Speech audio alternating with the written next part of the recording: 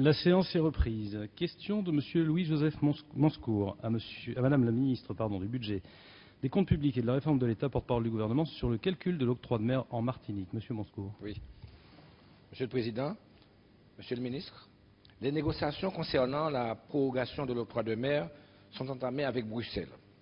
Les élus des DOM y sont très attentifs. Comme vous le savez, l'octroi de mer est une ressource essentielle des communes. Il représente à lui seul, en moyenne, 48% de leurs recettes fiscales.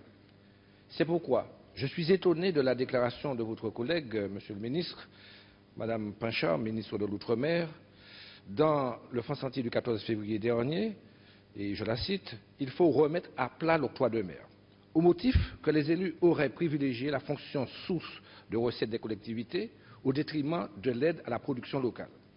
S'agit-il d'une méprise ou encore d'une remise en cause des dispositions du traité d'Amsterdam, repris dans l'article 349 du traité de Lisbonne, qui sécurise le régime global de l'octroi de mer?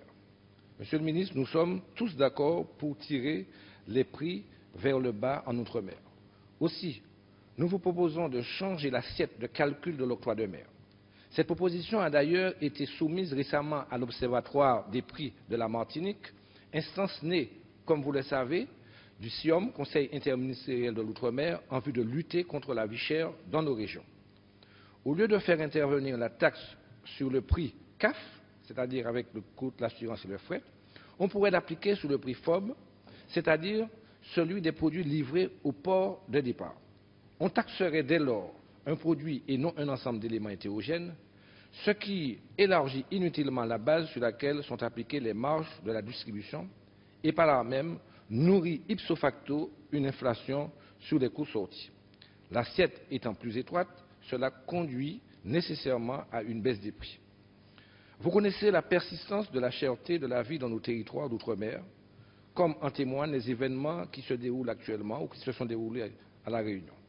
Une proposition comme celle que nous faisons permettrait en partie de réduire les prix à la consommation et d'éviter les désagréments que peuvent connaître nos territoires.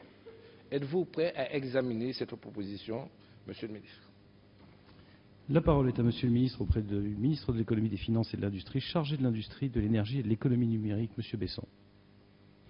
Merci, Monsieur le Président.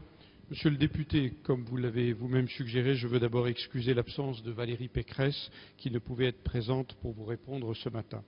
L'article 9 de la loi du 2 juillet 2004 sur l'octroi de mer prévoit que la base d'imposition des marchandises importées dans les DOM est constituée par la valeur en douane, telle que définie par les articles 28 à 36 du Code des douanes communautaires.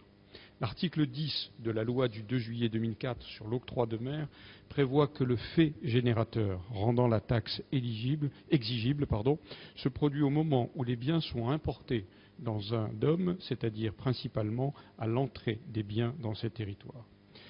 L'application combinée de ces deux articles conduit donc à retenir comme base d'imposition pour le calcul de l'octroi de mer la valeur en douane, dite CAF, coût assurance frais, qui s'apprécie au point d'entrée sur le territoire du DOM.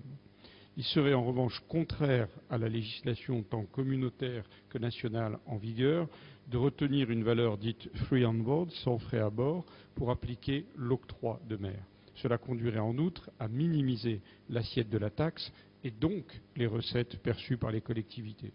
Toutefois, dans la perspective de l'échéance de 2014, qui verra la renégociation avec les instances communautaires de ce régime fiscal spécifique au DOM, le ministère de l'Outre-mer a mandaté un cabinet d'audit chargé de dresser un bilan de sa mise en œuvre et de présenter des propositions d'évolution.